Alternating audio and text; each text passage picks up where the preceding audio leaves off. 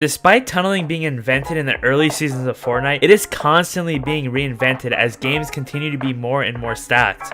And if you guys aren't keeping up with the times, then I'm sorry to say that you guys are probably going to fall behind. But not on my watch, ladies and gentlemen, because today we're going to be talking about the most current and effective tunneling strategies that'll keep you alive and thriving in the endgame. So if you guys are excited for the video, then go ahead and do me a small favor, leave a like on the video if you're excited for this kind of content. Make sure to subscribe if you want to see more just like this. It means so much to me. We just passed 1,000 subscribers, guys. You have no idea how much that means to me. And with that said, let's get right into the video. So first things first, let's talk about the three main tunneling strategies you have at your disposal. Of course, we have the OG traditional tunnel, the one where you make a box, then you go forward a step, make a new box, new box, new box. Then we have one of the first different iterations of the traditional tunnel, the Bizzle tunnel. While Bizzle's tunnel might look a little bit confusing and intimidating at first, trust me guys, it is absolutely not the case. All you're really doing is going one step forward and one step to the side, covering yourself at all angles. This tunnel strategy is particularly useful when the zone doesn't pull directly north, south, east, or west. So if the zone pulls northwest, this is the go-to tunnel.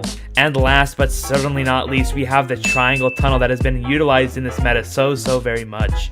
The distinction between the triangle tunnel and all the other tunnels is that this one only uses 3 mats per tile, which makes it really crafty and allows you to conserve mats on the go, especially in those stacked endgames. And this tunnel in specific is one that I want to focus on a lot. You see, I want to talk to you guys about this concept called maximum separation. Basically, the amount of separation you can put between yourself and your opponents. For both of the previous 2 tunnels, you get a full tile of separation no matter where your opponents stand. But the triangle tunnel only gives you half a stair of separation. That's why we need to act based on where our opponents are to maximize that separation once again. So I want you guys to beware of the following the next time you guys conduct the triangle tunnel. Pretend I'm in a stacked endgame and where I'm shooting is where everyone's at. Let's say I'm on the right side of zone in this scenario. Watch as I triangle tunnel with the stair side facing all of my opponents. That's for a good reason, because if I get shot at from my opponents, it's going to be from the stair side, which as you guys can see, I could turn the stair tunnel into a 1x1 and potentially a bigger tunnel in the future. Now I want to show you guys a clip from Liquid Chap in the endgame as he dominates some NA East practice scrims. Although Chap isn't really well known for having great mechanics, he's a beast when it comes to game sense and knowing how to tunnel. And guys, solid game sense is the key when it comes to having a solid mentality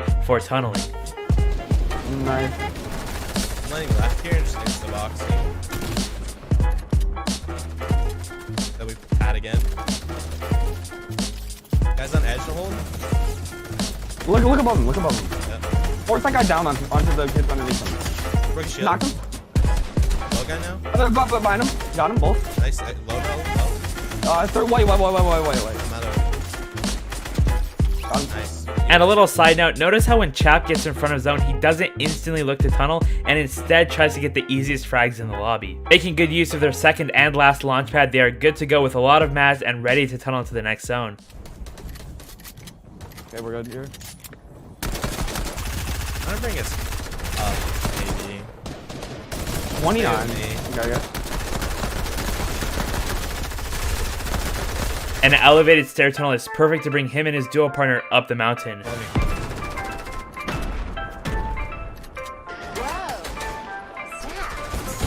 call, good call. Well, watch your left. Breaking through. This guy's trying to box play. No shield, no shield. I just got shot in the back. Nice, we didn't keep going. And a rather crafty use of Brutus's minigun to open up a path to tunnel. A lot of mats too. Not a lot of people up. Yeah, I have so many mats. There might be a solo right above us. I'm gonna Have you, see this guy? Okay. My cone, wait. In on us. Broke shield. Note here that Chap makes a distinct decision to go up a few layers in order to get less congestion. You see, tunneling isn't specifically about the mechanics, you also need to have the game sense to know which layers are the most safe and protected. Stay ahead of him, and build fully. You have so many mats. Oh my god. I didn't get hit by that. I can pop you. Did you pop first? Yeah. Watch out. He's by you still. I have How did I know? Hey, we didn't say we were watching Chap for his mechanics, did we? One pickaxe noise all I hear.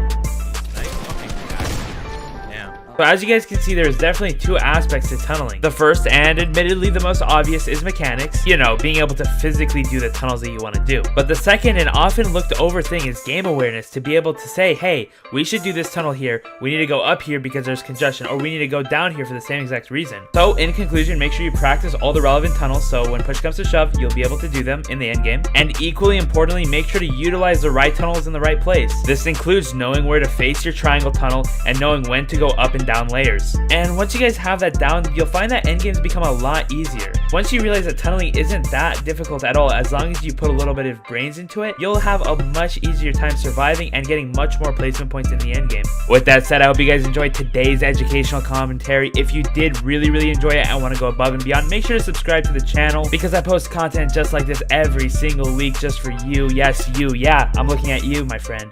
Anyways, once again, if you want to leave a like on the video, use my code Hindog in the item shop. It supports me financially. You guys don't understand. I really appreciate all the support once again, and I'll see you guys all in the next one. Peace.